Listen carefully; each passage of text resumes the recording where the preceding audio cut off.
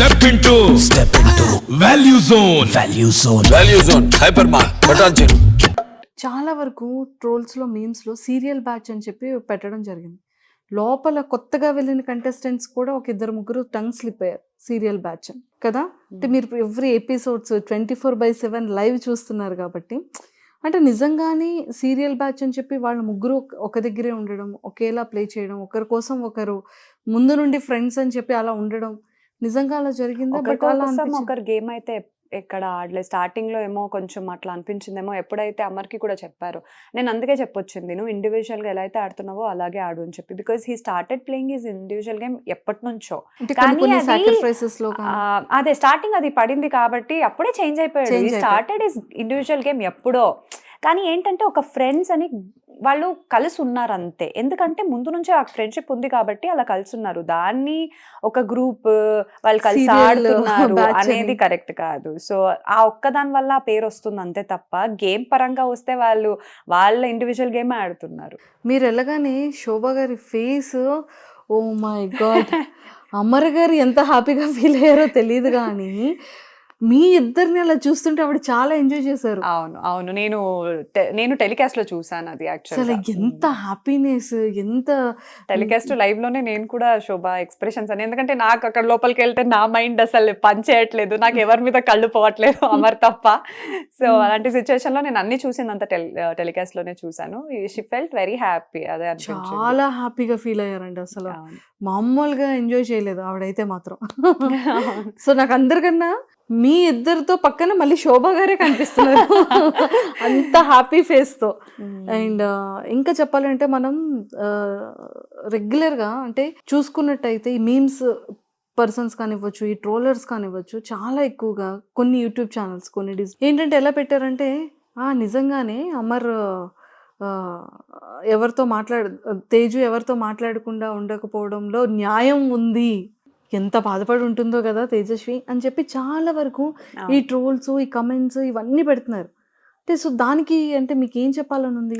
అలాంటి నేను ఆ రోజు బయటికి రాగానే దాని తర్వాత నెక్స్ట్ డే నేను ఎపిసోడ్ చూసేంత వరకు నాకు ఒక భయం అయితే ఉండింది. అంటే ఏం పెడతారో, ఎలా జనాలు తీసుకుంటారో అనేది నాకు ఒకటి ఉండింది. ఓకే, చూసిన తర్వాత ఐ ఫెల్ట్ హ్యాపీ. బట్ అది ఒక 1 day తర్వాత ఏదైతే ఇలా వచ్చిందో కొంచెం బాధపడ్డాను. ఎందుకు ఇలాంటి స్టేట్మెంట్స్? అసలు నా సిచ్యువేషనే వేరే. అక్కడ నేను వెళ్ళింది అసలు నాకు అమర్త అంటే నేను ఏ ఇంటెన్షన్తోనూ లోపలికి వెళ్ళలేదు. నాకు అమర్ అంతే, నేను అమర్ కోసమే కదా వెళ్ళింది, ఇంకెవరి కోసం కాదు కదా. సో నేను ఒకసారికి అది చూసేసరికి నాకు కొంచెం బాధేసింది.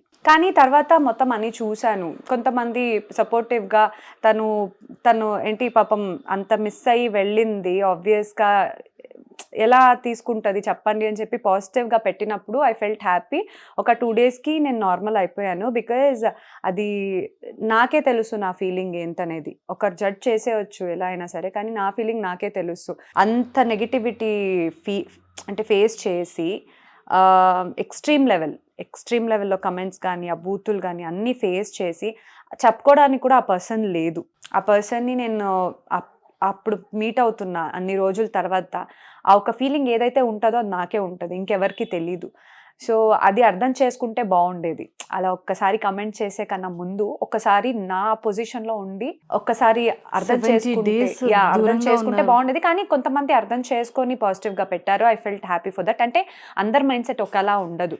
ఒకరు పర్స్పెక్టివ్లో ఆలోచిస్తారు, ఇంకొక పర్స్పెక్టివ్లో ఆలోచిస్తారు. సో నా పర్స్పెక్టివ్లో ఆలోచించే వాళ్ళకి పాజిటివ్గా అనిపించింది, అవతల వాళ్ళ పర్స్పెక్టివ్లో ఆలోచించే వాళ్ళకి నెగిటివ్గా అనిపించుండొచ్చు. బట్ నా ఫీలింగ్ అయితే అది దట్ ఈస్ వెరీ డిఫరెంట్. నేను చెప్పుకోలేను కూడా ఆ సిచ్యుయేషన్ని.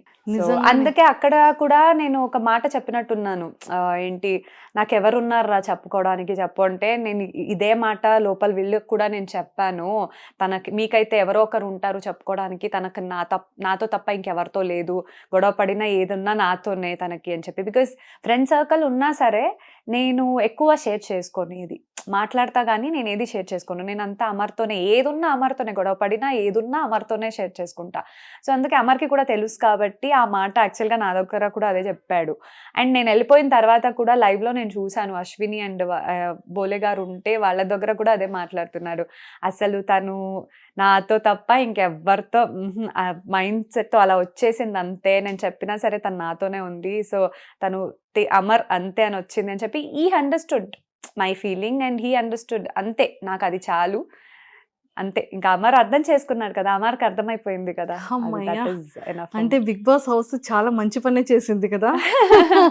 బిగ్ బాస్ లోపలికి అమర్ గారు వెళ్ళడం కూడా చాలా మంచిదైంది.